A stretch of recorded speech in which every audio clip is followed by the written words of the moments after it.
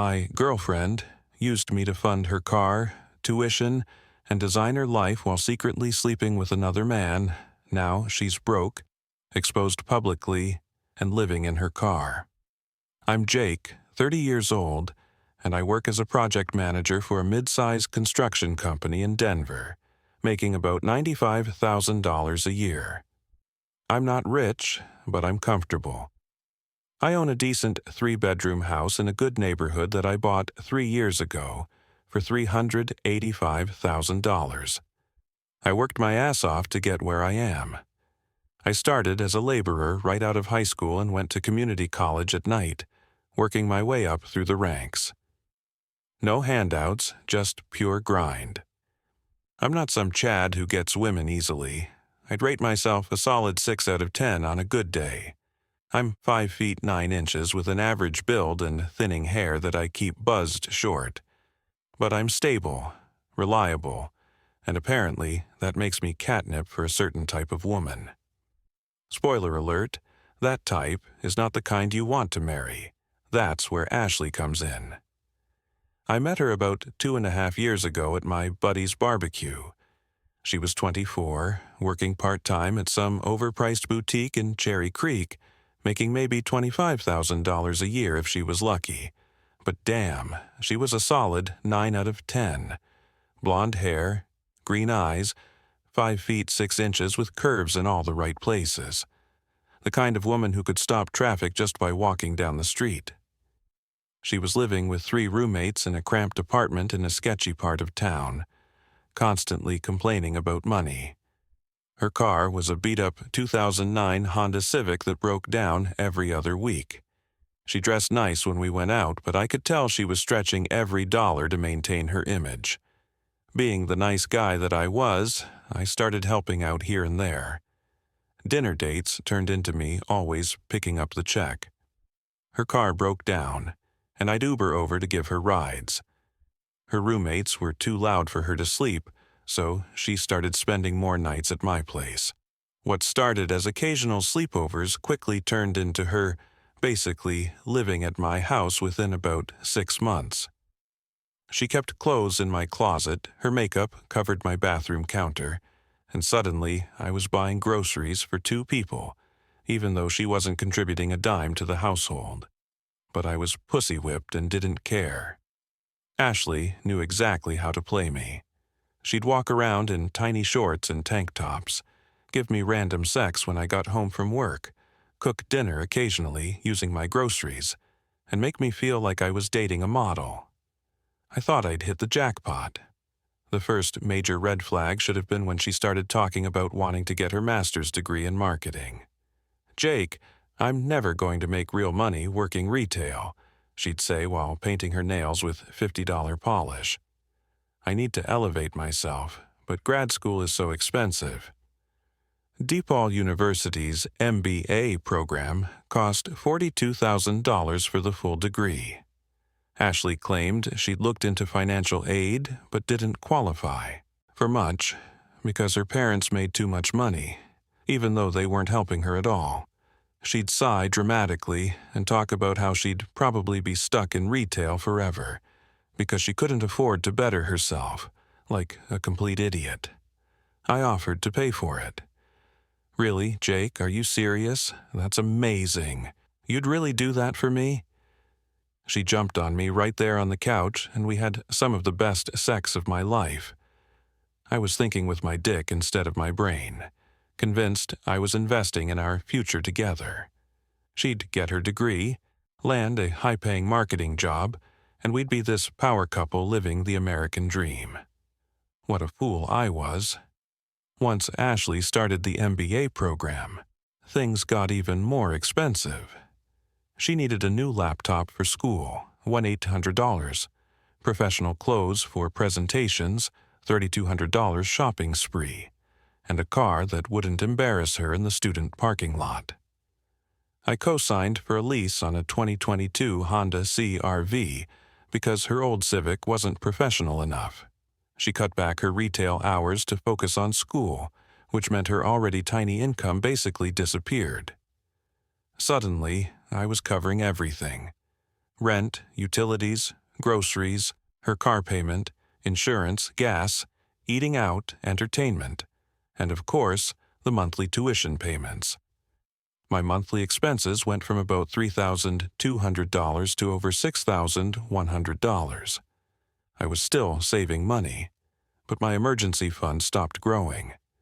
Ashley would thank me with sex and affection, so I figured it was temporary. Once she graduated and got a good job, she'd start contributing more. The entitlement started creeping in slowly. She'd complain if I bought the cheap groceries instead of the organic stuff she preferred. She wanted to eat out more often, claiming she was too stressed to cook at home. Soon after, Ashley enrolled in cooking school, even as her beauty routine began spiraling out of control.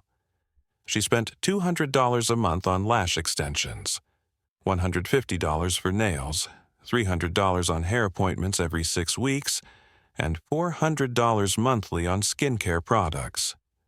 When I questioned these expenses, she insisted she needed to look professional for networking events, claiming it was an investment in our future. According to her, this was our future, even though I was the one footing the bill. On top of that, she redecorated my living room without consulting me. I returned home one day to find $4,200 worth of new furniture, artwork, and decor that looked like it came straight from a basic Pinterest board. When I confronted her about discussing major purchases beforehand, she accused me of being controlling and insisted the house needed a woman's touch. The intimacy in our relationship began to decline around the 8th month of her program. She was always too tired, too stressed, or buried under homework. Our Friday night date nights turned into her studying while I binge-watched Netflix alone. She would come to bed after I was already asleep and leave before I woke up for work. I rationalized it as the stress of graduate school. What a mistake that was. About 10 months into her program, Ashley started mentioning a guy from her strategic marketing class named Liam. At first, her comments were innocent enough. Liam thinks we should approach a project this way, or Liam knows someone in the consulting field.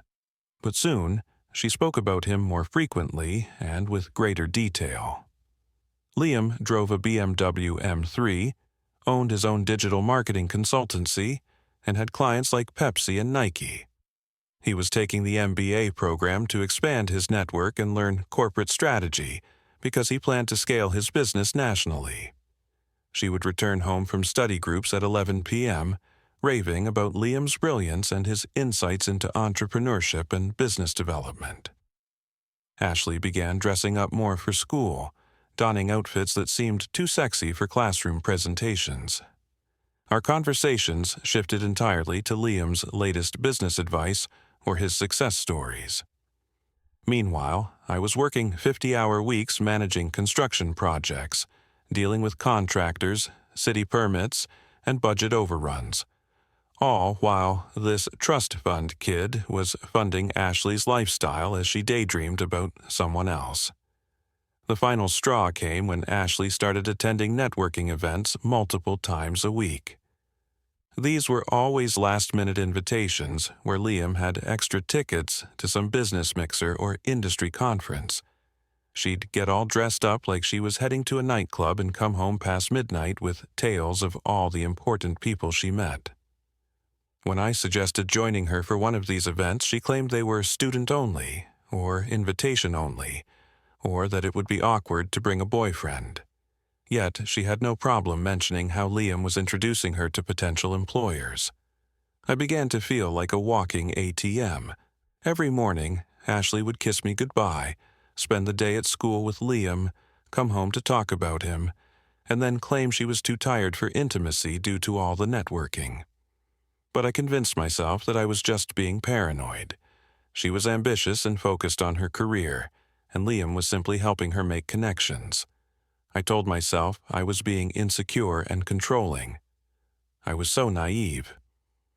March 15th is a date I will never forget because it turned my life upside down.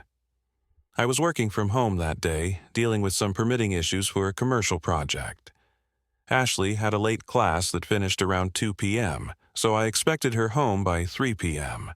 When she walked in at 2:30, she had a nervous yet determined look on her face, like she had been rehearsing a speech in the car. "Jake, we need to talk," she said, standing in the doorway instead of coming over to kiss me hello like she usually did. My stomach dropped. Every guy knows that phrase means your life is about to get destroyed. "I'm in love with Liam," she said, devoid of emotion. "We've been together for 4 months. I'm moving in with him this weekend." 4 months. It hit me like a ton of bricks. All those study groups and networking events had been a cover for her affair, and she had been planning her exit strategy while I funded her lifestyle. The realization stung. I had been working hard to support her while she was cheating on me. "I see," I managed to say, trying to keep my voice steady despite my heart pounding. I wouldn't give her the satisfaction of seeing me break down. She continued, "I've already packed most of my stuff," gesturing toward 2 suitcases by the door. I recognized the matching Louis Vuitton set I bought her for Christmas.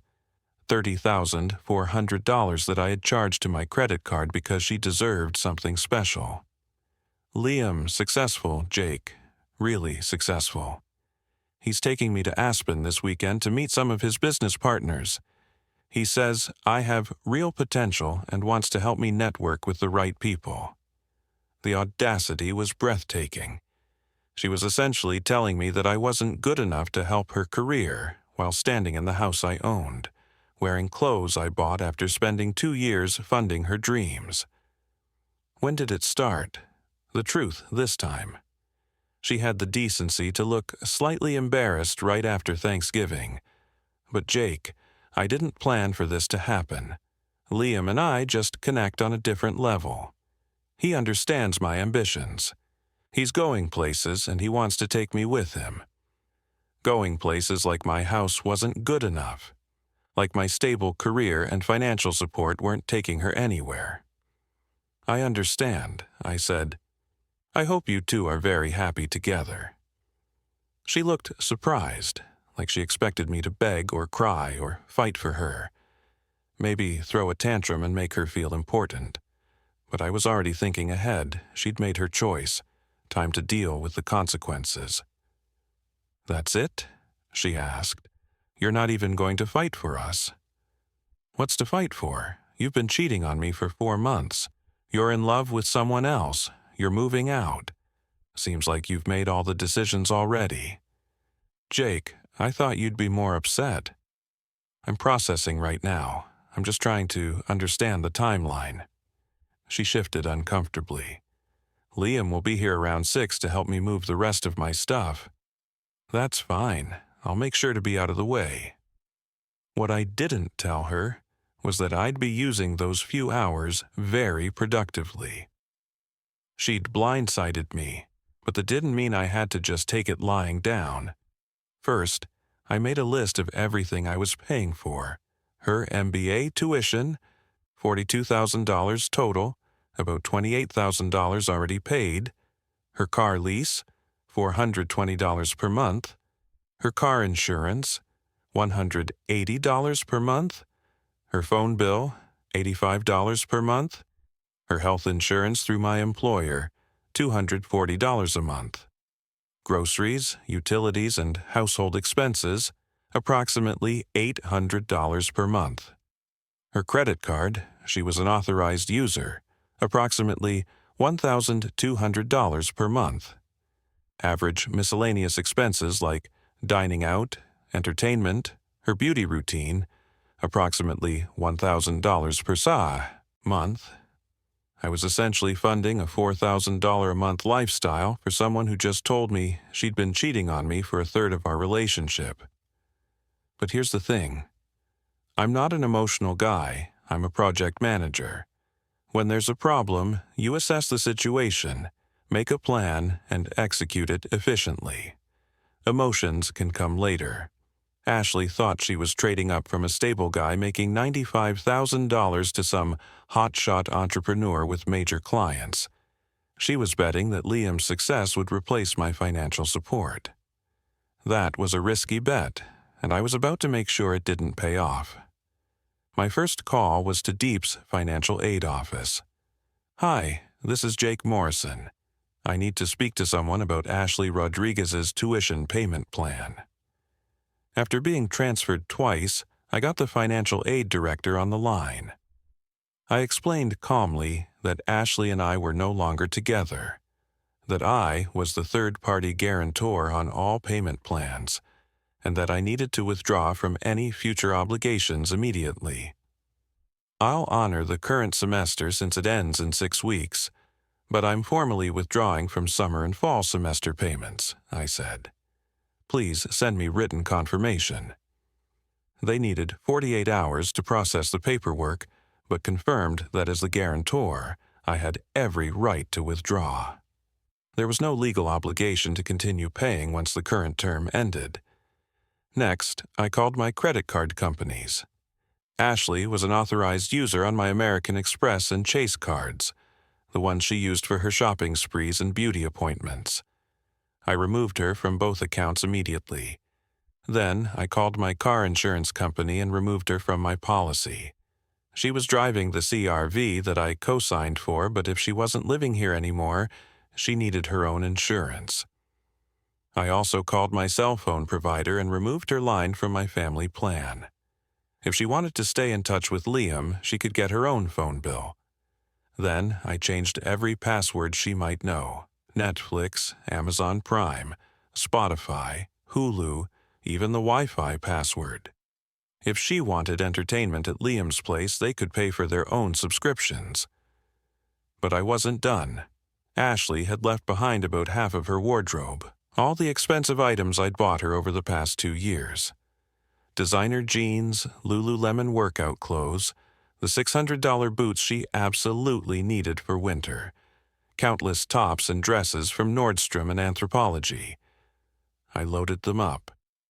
I packed everything into garbage bags and drove to the nearest Goodwill, donating every single item and making sure to get receipts for the tax write-off. If she wanted her clothes back, she could go thrift shopping. The final touch was having a locksmith come change all the locks. It cost me $240, but it was worth every penny for the peace of mind. By 5:30 p.m., Ashley's new reality was locked and loaded. Ashley came back around 5:45 with Liam in tow. I watched from my bedroom window as they pulled up in a beat-up 2018 BMW 328i with a dented bumper and mismatched rims. Not exactly the M3 she'd been bragging about. Liam looked exactly as expected. A tall, skinny guy with a man bun, wearing a suit that probably cost more than he could afford. The kind of guy who says, "Let's circle back on that," in casual conversation and thinks he's sophisticated for drinking craft beer. They loaded her suitcases into his car along with a few boxes of random stuff. I noticed Ashley trying her key in the front door, then looking confused when it didn't work. She knocked, and I went downstairs to let them in. "Hey, Jake, this is Liam," she said awkwardly. Liam stepped forward with his hand out. "Nice to meet you, man. Ashley's told me a lot about you." "I bet she has." I shook his hand without saying anything. "Jake, my key doesn't work," Ashley said. "I changed the locks." "Why would you do that? You don't live here anymore." She looked hurt, as if this was somehow unexpected. "I just need to grab a few more things from upstairs." "What things?" "My clothes, my makeup, some jewelry." "Already donated the clothes. Your makeup is in a box by the door." "What jewelry?" "My earrings. The necklace you bought me for my birthday, my rings. Those were gifts. They're yours." I went upstairs and came back with a small jewelry box. "Here." She opened it and started looking confused. "Where's the Cartier bracelet and the Tiffany necklace?" "Which Cartier bracelet?" "The one you bought me for Valentine's Day?" It costs like $1,500. Oh, that one. I returned it. Her face went white. You can't return jewelry after 2 months. You can if you keep the receipt, and the store has a good relationship with you as a customer. Turns out they're very understanding when you explain that your girlfriend was cheating on you. Liam was starting to look uncomfortable. Maybe we should just go, Ash. No, this is ridiculous, Jake. You can't just take back gifts. Watch me. Also, you might want to check your credit cards and your phone, and probably Netflix when you get to Liam's place. The realization was starting to hit her. What are you saying? I'm saying that as of today, you're financially independent. Congratulations. She turned to Liam. This is crazy, right? He can't just cut me off like this. Liam was studying his shoes. Let's just go, Ashley. We'll figure it out. They left, with Ashley shooting me death glares. I went inside, ordered pizza, and had the most peaceful evening I'd had in months. Thursday morning, my phone started ringing at 7 a.m. It was Ashley calling frantically. Jake, I just tried to use my credit card for coffee, and it was declined. That's because you're not an authorized user anymore. You can't do that. I need that card for what? You have a job. You have Liam. Figure it out. My job pays crap, and you know it. I have expenses. Not my problem. The calls kept coming. Her phone had been shut off by noon. Apparently, she had never paid attention to when the bill was due. She called from Liam's phone, from random numbers, and even had the nerve to call my office. Friday afternoon, she showed up at my door looking frantic. I could see Liam's car in the driveway, but he stayed in the driver's seat like a coward. Jake, please, we need to talk. We are talking. I got a notice from DePaul about summer tuition.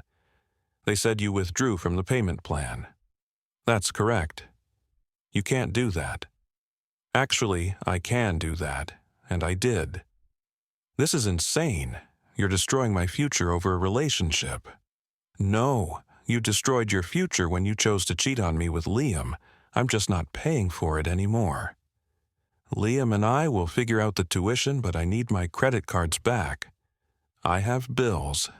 What bills? You don't pay rent, you don't pay utilities. Your phone is on Liam's plan now, right? She looked trapped. I have expenses. Personal stuff, like what? My lashes, my nails, my hair appointments. I can't just stop taking care of myself. The entitlement was breathtaking. She was worried about her beauty routine while her education was about to get flushed down the toilet. Ashley, let me explain something to you. I was paying for those things because you were my girlfriend. You're not my girlfriend anymore. You're Liam's girlfriend, so Liam can pay for it. He doesn't understand how expensive it is to be a woman. Sounds like a conversation you should have with him.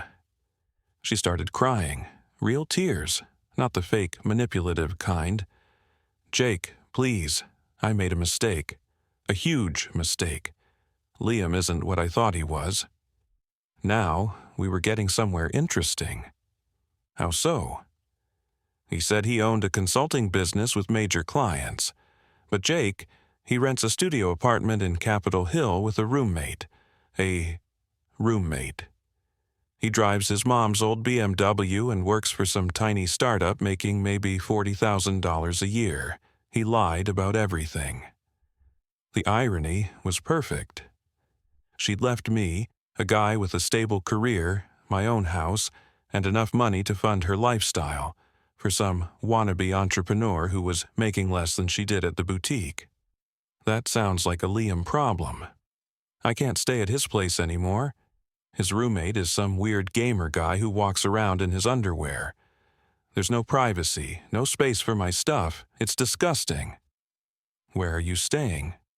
In my car? I almost felt bad for her.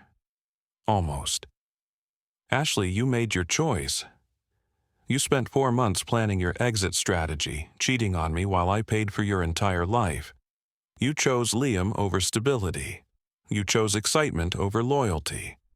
You chose to blow up a good relationship for some fantasy that turned out to be blank. Those are your choices, and these are your consequences. Please, Jake, I'll do anything. Anything except be faithful, apparently. She left crying. Liam never even got out of the car. Over the weekend, Ashley's entire family started calling me. Her mom, her sister, her aunt, even her dad, who I'd met exactly twice in 2 years. Jake, you can't abandon Ashley like this, her mom said when she called Saturday morning. She made a mistake, but she's learned her lesson. Mrs. Rodriguez, she didn't make a mistake. She made a deliberate choice to cheat on me for 4 months while I paid for her education and lifestyle. She's our baby girl. She's confused and scared. She's 24 years old, not a baby. And if she's confused, maybe she should have thought about that before she decided to around on the guy paying her bills. You don't have to be crude. And you don't have to call me demanding that I financially support your daughter's infidelity. Her sister Maria was even worse. She called Sunday evening with a full guilt trip prepared.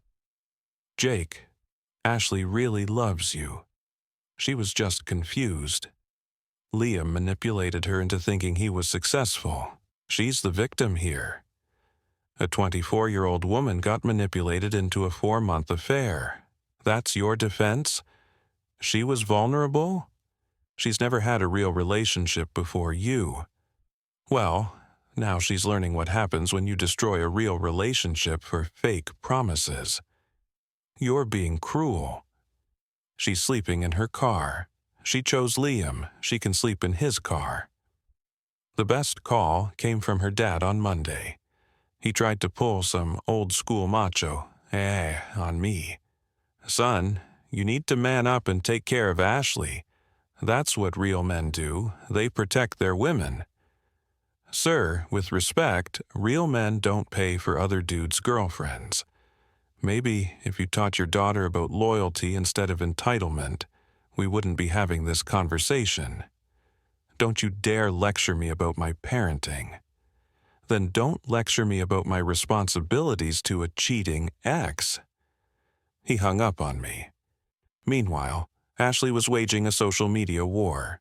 She posted a long Facebook rant about how I was vindictive and controlling for cutting off her credit cards and tuition payments.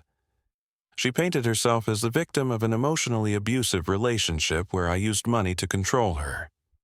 The post got a lot of sympathy at first, especially from her girlfriends who didn't know the full story. But then, some of our mutual friends started asking questions in the comments.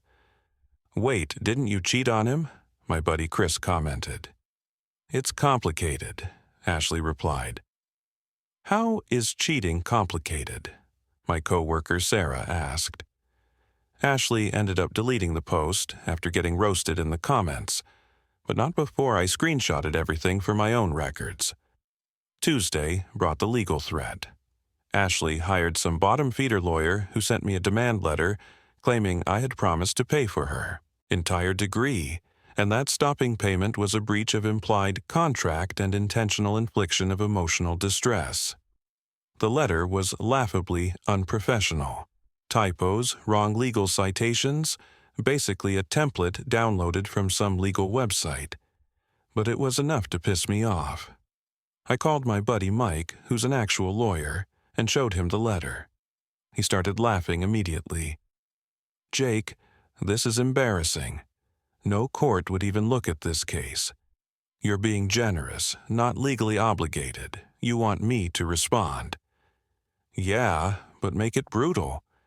Mike sent back a letter that basically told them to themselves in proper legal terms. He pointed out that I had no contractual obligation to pay for Ashley's education, that she was an adult capable of making her own financial arrangements, and that any further frivolous legal threats would result in a countersuit for harassment. We never heard from that lawyer again. But Ashley wasn't done embarrassing herself. She started a GoFundMe titled "Help Me Finish My Education," where she spun a sob story about how her abusive ex-boyfriend had cut off her tuition to punish her for leaving him. She claimed I was wealthy and vindictive, destroying her dreams out of spite. The GoFundMe was a disaster, raising only $430 over 3 weeks, mostly from small donations from people unaware of the real story. However, as the campaign gained traction, people began sharing it in local Facebook groups, and our mutual friends started posting the truth in the comments. One friend wrote, "She's not a victim, she's a user. I know Jake personally, and he's one of the most generous, honest guys you'll ever meet." Another added, "Ashley destroyed a good relationship and now wants strangers to pay for her mistakes." Ultimately, she deleted the GoFundMe after it turned into a public roasting session. The $430 she raised wasn't even enough to cover 1 credit hour. Now, here's where the story gets really good. Remember, I mentioned I work in construction project management? Part of my job involves conducting background checks on contractors and subcontractors. I have access to certain databases and professional networks for verifying licenses, insurance, financial stability, and criminal history, perfectly legal activities that help protect my company from liability. Out of curiosity, I decided to do some digging on Liam. What I found was pure gold. This wannabe entrepreneur had some serious skeletons in his closet. He'd been fired from his last real job at a marketing agency for falsifying client reports and padding his timesheets. He had $31,000 in credit card debt spread across 7 different cards, along with $18,000 in defaulted student loans. And the best part, he had an active warrant for unpaid child support. It turns out Liam had a 3-year-old daughter in Milwaukee with a girl named Jessica, and he owed $12,800 in back child support while dodging payments for over a year. There was also a court judgment against him for $4,200 from a former landlord for property damage and unpaid rent. But wait, it gets better.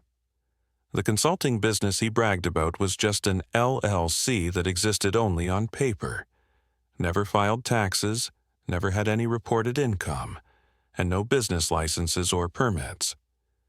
The startup he was actually working for was one of those sketchy MLM supplement companies where he was basically a door-to-door salesman trying to recruit people into his downline. The BMW he drove was registered to his mother. He was driving Mommy's hand-me-down and telling people it was his. I had court documents, employment records, financial judgments, and even photos of the child support warrant. This guy wasn't just broke.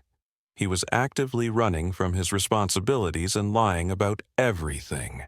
So, I did what any reasonable person would do with this information. I compiled it all into a neat package and created an anonymous email account. The subject line was simple: information about your boyfriend Liam. I attached everything: the court documents, employment termination records, photos of his baby mama and kid from her Facebook page, and the business registration showing his LLC had no activity.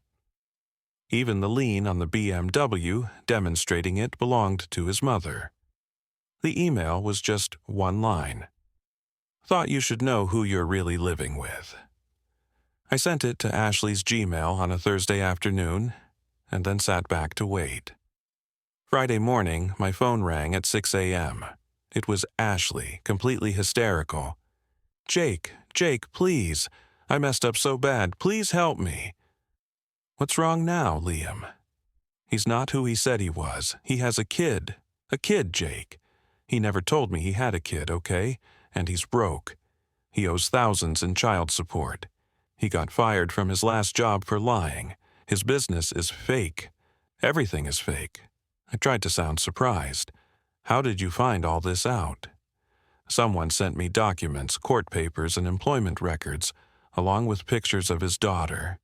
Jake, I'm living with a deadbeat dad who's been lying about everything. That sounds really tough, Ashley. It gets worse. When I confronted him about it, he admitted everything. But then he asked me to help him pay the child support. He said we were a team now, and that I needed to invest in our future by helping him get caught up on his payments. The audacity of this guy was impressive. He was asking his sugar baby to help him pay for the kid he'd abandoned. What did you tell him? I asked. I told him he was insane. I don't have any money. You cut off all my cards. I can't even afford to get my nails done. So, what happened? He kicked me out. Said that if I wasn't going to be supportive of his complicated situation, then I could find somewhere else to stay. Jake, I'm living in my damn Honda Civic. The karma was so perfect it almost seemed scripted. I'm sorry to hear that, Ashley. Please, Jake, I know I don't deserve it, but can I please just stay on your couch for a few days? I'll pay rent. I'll do whatever you want. I'm sleeping in a parking lot behind a 7-Eleven. This was the moment I'd been waiting for. She was completely broken down, desperate, with nowhere else to turn. Time for the nuclear option. Ashley, let me make sure I understand the situation. You cheated on me for 4 months while I paid for your entire lifestyle. You left me for a guy you thought was rich and successful. You had your family harass me. You tried to sue me. You started a public fundraiser calling me abusive. And now, after your fantasy boyfriend turned out to be a broke deadbeat with a secret kid, you want me to rescue you? I know. I was stupid. I was selfish. I messed up everything. But I learned my lesson, I swear. What lesson is that? That I had it good with you? That I threw away the best thing in my life for some loser who lied to me about everything? That I'm a terrible person who doesn't deserve your help? But I'm begging anyway because I'm desperate and I have nowhere else to go. At least she was finally being honest about what kind of person she was. Here's what's going to happen, I said calmly. You're going to post on every social media platform you have. Facebook, Instagram, whatever else, telling the complete truth about what you did to me. You're going to admit that you cheated for 4 months, that you lied to my face, that you used me for money, and that I did nothing wrong by cutting you off. You're going to apologize publicly and tell everyone that Liam turned out to be a fraud who has a secret kid and is thousands in debt. Jake, that's humiliating. Not as humiliating as sleeping in your car because you chose a deadbeat over a good man. If I do that, will you help me? I'll consider it. You promise? I promise I'll consider it. She actually did it. Within 2 hours, Ashley had posted identical messages on Facebook and Instagram with a long, groveling confession. I need to publicly apologize for my terrible behavior and set the record straight about Jake Morrison. For the past few months, I've been spreading lies about him being controlling and abusive. But the truth is that I'm the one who behaved horribly. Jake supported me financially for over a year, paying for my MBA tuition, my car, my living expenses, everything. He was nothing but generous and loving to me. In return, I cheated on him for 4 months with a classmate named Liam, who I thought was successful and wealthy. I lied to Jake's face every single day while he was working hard to support my dreams. I planned my exit strategy while he was paying my bills. When Jake found out, he rightfully cut off all financial support. Instead of taking responsibility for my actions, I tried to paint him as the villain. The truth is that Liam lied about everything. He doesn't own a business. He's broke. He has a secret child he doesn't support, and he's thousands in debt. He used me just like I used Jake, except Jake actually had the means to support me and chose to do so out of love. I destroyed the best relationship I ever had for a fantasy that lasted less than a week once the lies came out. I am completely in the wrong here. Jake is a good man who deserves better than what I put him through. I'm sorry for lying about him publicly, and I'm sorry for taking advantage of his kindness. I'm posting this because I owe him a public apology, and because people deserve to know the truth about what really happened. The comments were absolutely brutal. Our mutual friends, her co-workers, even people I didn't know were roasting her in the replies. Finally, some honesty from you, Ashley. Jake deserves so much better. Girl, you fumbled the bag hard. A good man with his own house who pays for your school, and you cheated on him. What's wrong with you? This is what happens when you're a gold digger but bad at picking gold. Jake, if you're reading this, you dodged a bullet. Ashley, admitting she's a cheating user. Character development, I guess. My personal favorite was from her former coworker at the boutique. We all knew you were using Jake. Glad he finally wised up. The post got over 200 comments, most of them negative. A few of her girlfriends tried to defend her with the classic, "everyone makes mistakes" line, but they got shouted down by people who were not having any of it. I knew the real story. After she posted the confession, Ashley called me back around 8 p.m. Okay, I did it. I posted everything like you asked. People are being really mean in the comments, but I did it. Now, will you help me? This was the moment I had been building toward for weeks, the moment of perfect poetic justice. Ashley, I appreciate you finally telling the truth about what happened. It took a lot of courage to admit publicly that you're a cheating, lying user who destroyed a good relationship for a fantasy. So, you'll let me stay at your place? No. Silence. What? I said I'd consider helping you if you posted the truth. I considered it. The answer is no. But I did what you asked. I humiliated myself. I told everyone the truth. You told everyone the truth because it was the right thing to do, not because I asked you to. You should have done that months ago instead of trying to destroy my reputation. Jake, please. I have nowhere to go. I'm living in my car. You made your bed with Liam. Now you get to lie in it alone. This is cruel. I apologized. I admitted I was wrong. You apologized because you're desperate and homeless, not because you actually feel bad about what you did. If Liam had turned out to be rich, you'd still be with him, and you'd never have admitted to anything. That's not true. Ashley, if I gave you a time machine right now and let you go back to Thanksgiving, would you choose not to cheat on me, or would you just be smarter about picking your affair partner? The long pause told me everything I needed to know. That's not fair. That's exactly what I thought. You're not sorry you cheated. You're sorry you got caught. You're not sorry you lied. You're sorry the lies didn't work out. You're not sorry you used me. You're sorry I stopped letting you use me. Jake, please, I'll do anything. I'll sign a contract saying I'll pay you back. I'll get a job and give you half my paycheck. I'll clean your house. I'll cook for you. I'll do whatever you want sexually. Please, just don't leave me on the street.